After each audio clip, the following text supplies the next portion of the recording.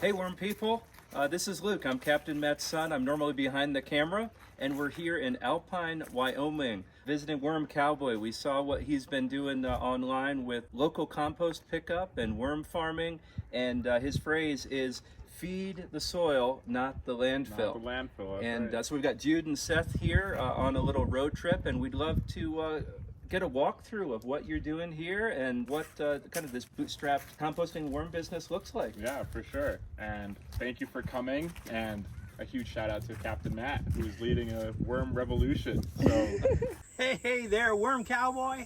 This is Captain Matt. I just want you to know that we are so excited about what you are doing in the worm world. Guy, I want to tell you, we saw you on Instagram and we saw your enthusiasm about everything that you were doing. Luke started telling me as he investigated your site, he's like, yeah, Worm Cowboy's picking up compost in the neighborhood. He's got a Brockwood shifter and your brand, just your brand. Man, I mean, we're big on our brand, you know, we're Captain Matt's Worms, you know, but now you're Worm Cowboy.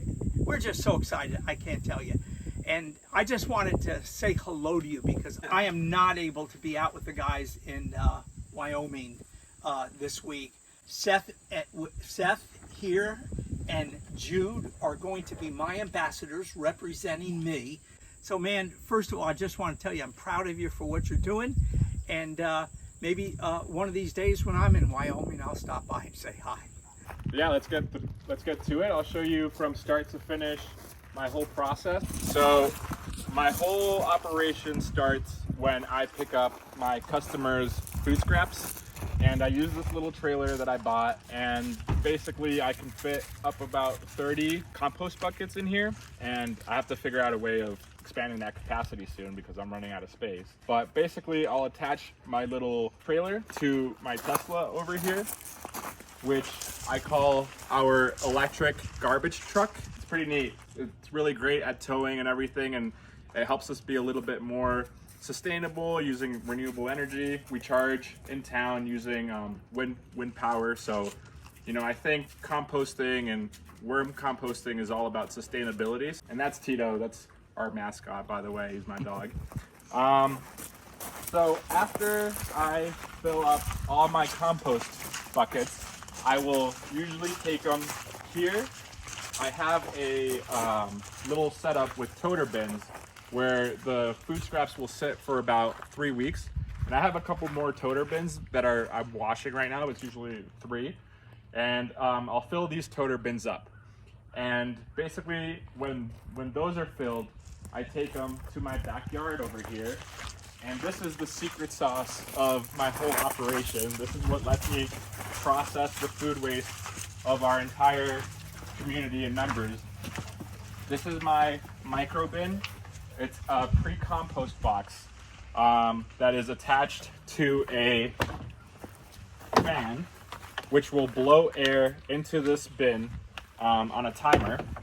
And basically, I fill this bin up with all of the food waste and wood chips to get the right carbon to nitrogen ratio. And it'll sit in here for 3 weeks with this fan blowing every 30 or so minutes. And basically the purpose of having a fan and having this bin is that the fan will aerate the bin, and it will provide the oxygen that the microbes need to do decomposition and break down those raw food scraps into a product that is much safer for the worms to consume. So a perfect example of it is with this bin, the temperature will rise up to 130 to 150 degrees. That's just a result of the microbes doing their thing. And the air lets them respirate, which lets it heat up. And heating the food scraps will kill any pathogens in there. So E. coli, salmonella, fly larvae, weed seeds, all of that stuff that you don't want your worms to consume or your worms to be exposed to. So after about 3 weeks, all of this food scraps, wood chips will reduce about 20% of their original mass, and we will be left with a product that kind of looks a little bit like this. This is our finished pre-compost pile. So it's quite amazing. This all used to be food scraps, and you can still see, you know, a little bit of leftovers, and you can see some like mushrooms growing in there, which is pretty neat. And basically it's a big change from the banana peels and the egg cartons and everything that we receive from our membership. But we don't just feed this to the worms. All of this stuff, as you can see, is, you know, big chunks mixed with little chunks, and you really want your worms to eat small material that is sufficiently moist. So what we'll do is that we actually have a Brockwood sifter that we learned from Captain Matt. We bought a Brockwood sifter, and we'll actually sift this material with a 1/4 inch grate or screen, and sift out all of the little material, separate it from the large material. We'll feed the little material to the worms, and all of those large chunks we'll put back into this pile so that they can continue breaking down further, and eventually it'll be fine enough that we'll feed to the worms. But after we sift all of this material, we go into our worm room and feed our worms. So let's go do that now. Let me cover this up real quick. I keep it covered so that the flies don't get in there and there's no seeds that get in there, but it also helps retain a little bit of the humidity for the compost pile. All right. So then my worm room is in a little mud room part of my house, and it's really nice because it's climate controlled, so it lets us continue worm farming year round, even during the brutal Wyoming winters. It's not too big, but here we have our brand new Cft System that we also learned about from Captain Matt. It's brand new. We just built it about 2 months ago, so we've been filling it up, and we got 50,000 worms doing their thing in there. We feed it about every week, and we feed about 20 gallons of pre-composted material, which this is what it looks like. This is the fine pre-compost material. You can see that it's a lot finer than the chunks that we saw in the pre-compost pile. Basically, before Captain Matt showed us this technique, we had about 20 or so individual worm bins that we were managing and having to take care of individually, and it was great. You can see that we still have a few of those worm bins, and they're still, you know, very much active with wormies and everything.